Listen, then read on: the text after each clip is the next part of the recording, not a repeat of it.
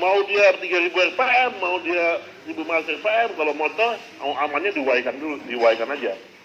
Misalnya nih, motornya putaran khusus bor, kita waikan, harusnya kan 3000, kita hidupin, dia akan muter 1500, tapi nggak kebakar.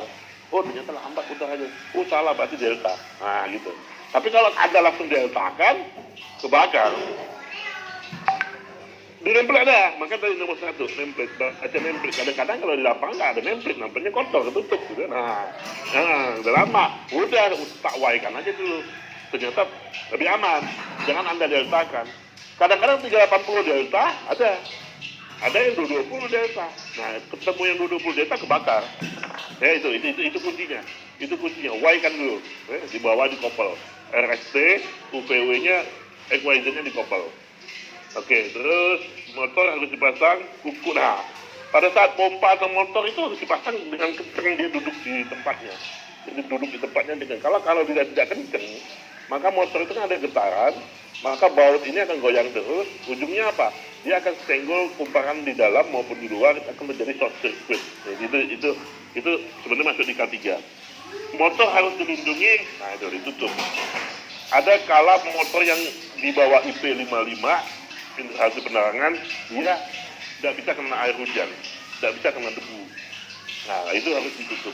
Tapi tutup juga nggak boleh tertutup dengan penuh. Harus ada sirkulasi udara. Kalau ditutup dengan penuh, maka arusnya akan naik. Karena dia ada panas dari arus beban, ada panas dari lingkungan. Sehingga motornya nggak sesuai dengan standar. Selanjutnya KHA. Pada saat Anda menghitung, pastinya para dosen sudah tahu ya, hitungan I sama dengan daya dibagi tegangan dikali cos P. Itu suatu umum ya. Saya ulangin aja nggak apa-apa. Nah, mungkin ada elektronika, ada Bu Tami kan mesin nih, saya ulangin dulu. Jadi arus sama dengan daya dibagi tegangan. Itu adalah hukum umum. Arus adalah daya dibagi tegangan. Kalau untuk motor arus sama dengan daya dibagi tegangan dikali cos P. Kalau untuk motor satu pas, gitu ya. Oke. Jadi daya dibagi tegangan dikali cos P. Ini untuk motor satu pas.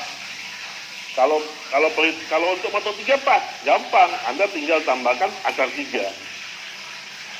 Jadi kalau 3 pas, I sama dengan daya dibagi tegangan dikali cos P dikali akar 3. Kalau untuk 3 pas. Tapi kalau untuk satu pas, cukup dengan daya dikali cos P. Cos P ambil rata-rata 0,8 sampai 0,85. Ya. Kalau bagus 0,9. Tergantung kapasitor banknya. Kalau kapasitor banknya bagus bisa 0,9. Tapi nggak mungkin 1. Yang cos P 1 apa? Ada yang tahu nggak? Ayo, ini dosen semua kan. Yang cos P 1, beban yang cos P 1 apa? Anda bisa ngasih quiz ke mahasiswanya. Nggak tahu? Lewat 2 menit, 2 detik. Lampu pijar. Hanya lampu pijar yang cos P-nya 1. Yang lain di bawah 0,9. Ya, kalau motor ambil ring 0,8 sampai 0,85. Kalau karena memang sudah karakteristik dia mempunyai gulungan, gitu ya. Jadi beban itu kan ada 3 ya. Ada resistif, ada induktif, ada kapasitif. Kalau beban itu resistif, bisa Anda pakai hukum Ohm. I sama dengan V per R, udah selesai, udah set, gitu ya. Tapi setelah beban itu ada induktif, ya, itu sudah mulai tuh berubah tuh, karena ada XL. Karena harus hitung lagi L sama dengan berapa XL? XL 2 VFL. Nah, itu panjang lagi tuh ceritanya. 2 VFL. Apalagi dia punya kapasitor. Tambah lagi 1/2 VFC. XC sama dengan. Jadi itu harmonisasi. Kalau penggabungannya RS3-nya disebut resonansi. Nah, setelah dia punya lagging dan leading, pada saat arus itu tertinggal dan mendahului, karena dia punya resistif dan induktif, otomatis arus tidak searah, tidak sefasa. Kalau dia hanya R sefasa, itu resistif I sama dengan V per R. Tapi kalau sudah ada gulungan motor, sudah ada kapasitor yang dipakai, kulkas, AC, mesin cuci, pokoknya instalasi industri semua, itu semua pasti ada L, ada C, ada XL, ada XC. sehingga arus tidak akan terpasang dengan tegangan. Pasti dia ada lagging dan ada landing. Yang jelek apa? Kalau dia kebanyakan lilitan. Kalau dia kebanyakan lilitan, dia akan jelek. Sehingga cost-nya, ditanya Pak Andi tadi, akan drop terus. Pabrik yang terlalu banyak motor listrik, saya kecepatan nggak ngomongnya? Yang online dulu. Yang online? Pak. Aman, Pak. Aman, Pak. Ayo. Enggak ya? Oke. Pabrik yang harusnya ada di video ini nih, kita dari awal sampai akhir YouTube ini udah selesai kan? Jadi besok-besok pas latihan lagi tinggal buka YouTube, selesai kan? Jadi pabrik yang banyakkan motor listrik, maka cost-nya saya jamin akan turun. Pasti akan mengarah 0,85, 80, turun bahkan 70. Saya berapa kali membenahi pabrik yang cost-nya di bawah 0,8. Saya dapat duit. Nah, ada pertanyaan, cara mempertahankan bagaimana? Nanti dulu. Sabar. Saya dapat duit. Bagaimana mempertahankannya? Kita membalik tadi dari, kan yang paling jelek itu lilitan loh. Jangan salah loh.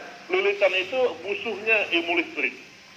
Kumparan itu musuhnya ilmu listrik. Semakin banyak Anda pakai kumparan di rumah itu, pakai lilitan-lilitan, maka Anda tagihannya akan besar. Kenapa? Karena banyak dimakan oleh daya reaktif. Manusia itu kalau reaktif kan jelek, ya. Manusia itu kan kalau anak itu reaktif, berarti jelek anak itu. Kena reaktif COVID, berarti jelek kan. Nah, yang banyak lilitan itu jelek. Jadi sehingga kita buang. Bagaimana membuangnya? Kita timpah dengan kapasitif. Jadi timpah. Ada kulkas, Anda pasang kapasitor 220 volt. Ada mesin ini, Anda pasang kapasitor 220 volt. Pasang kapasitor sesuai dengan tegangan dia, sesuai dengan arus yang mengalir pada dia. Lebih tinggi, lebih bagus. Nah, itu akan membawa cost-nya akan menaik ke arah 1. Tapi nggak bisa 1, paling 0,9. Tapi jangan salah, tagihan listrik 0,9 dengan tagihan listrik 0,7, kamu bisa rugi 40% tagihannya. Jadi kalau misalnya di rumah bayar 1 juta sebulan, kamu cost-nya 0,7, tiba-tiba kamu perbaiki jadi 0,9, kamu bisa bayar 600.000. Ya, karena itu tadi, daya reaktif Anda akan sedikit. PLN itu paling seneng kalau customer-nya banyak menggunakan daya reaktif. Gitu, paling seneng dia. Ya, oke. Ya. Nah, Bu Hasan nanya kedengeran nggak coba? Kalian? Oke. Yang PLN, jadi yang mereka sense itu dari kita arusnya aja atau sama cost-nya juga sih sebenarnya untuk pembayaran. Jadi yang dihitung kan biasa kita berapa? Oh, ya. Pembayaran PLN itu energi, ya. Joule, energi. Jadi arus dan tegangan mempengaruhi joule. Bagaimana mendapatkan daya energi kilowatt hour yang dipakai PLN itu kan? PLN tidak bayar berapa ampere kamu pakai, enggak. Berapa tegangan lagi, enggak. Tapi berapa kilowatt hour yang dipakai. Jadi, nah, kilowatt hour itu juga difaktori dengan, Anda pernah dengar WBP, LWBP. WBP apa? Waktu beban puncak. LWBP luar waktu beban puncak. Biasakan jangan menggunakan peralatan yang Anda pakai pada saat WBP. Dijamin tagihan kamu akan tinggi. Kapan tuh WBP? Jam 6 maghrib sampai jam 10 malam. Itu masa-masa WBP. Saya di rumah itu AC itu 24 jam, tapi pada saat jam 6 sampai jam 10 saya matikan. Saya hanya pakai kipas angin yang kecil hanya untuk biar nggak apa hawa-hawa doang gitu. Yang kecil hanya itu biar nggak hawa-hawa doang. Karena kalau AC kan 1 PK. 1 PK berapa? 1 PK identik 1 HP 746. Nah, ini ilmu penting ya. Banyak juga teman-teman nggak tahu ya. Ya. Enggak sama. WBP dan WBP mau penajam kecil sampai penajam besar juga sama gitu. Bukan meteran PLN yang mendeteksi, tapi tagihan. Iya, dia hanya tahu makan wattnya aja, tapi tagihan ditotal oleh makan watt. Jadi, iya dihitung berapa jam berapa KW yang dipakai pada saat WBP, berapa jam berapa KW dipakai pada saat WBP. Nanti di pusat dihitung dikali 1380 kalau WBP, kalau LWBP dikali 787 rupiah per KWH. Nah, kita berusaha untuk pada WBP kita kurangi pemakaian. Kenapa di jam 8, di jam 6 sampai jam 10 pilihan PLN?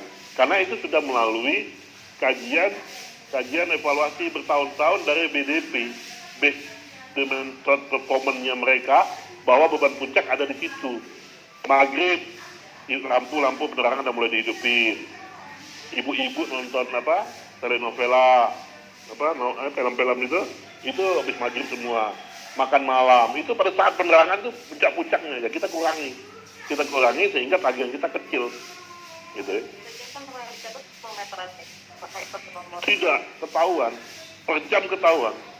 Jadi kalau mau kita nanti pelajari, kita nanti kita buktikan bagaimana menghitung pemakaian listrik dan bagaimana mengefisiensikannya. Kalau mau ada waktu kita hitung ya. Balik ke slide. Saya tuh kalau cerita gini sampai sore pun bisa terus, tapi waktu kita akhirnya ya terpaksa kita bikin sesi kedua nanti. Oke, selanjutnya. Nanti bikin lagi pelatihan metode memperkecil tagihan listrik PLN. Ini bayar 100.000 kata orang. Satu lagi KHA, kemampuan hantar arus ya. Pada saat kamu sudah hitung ini,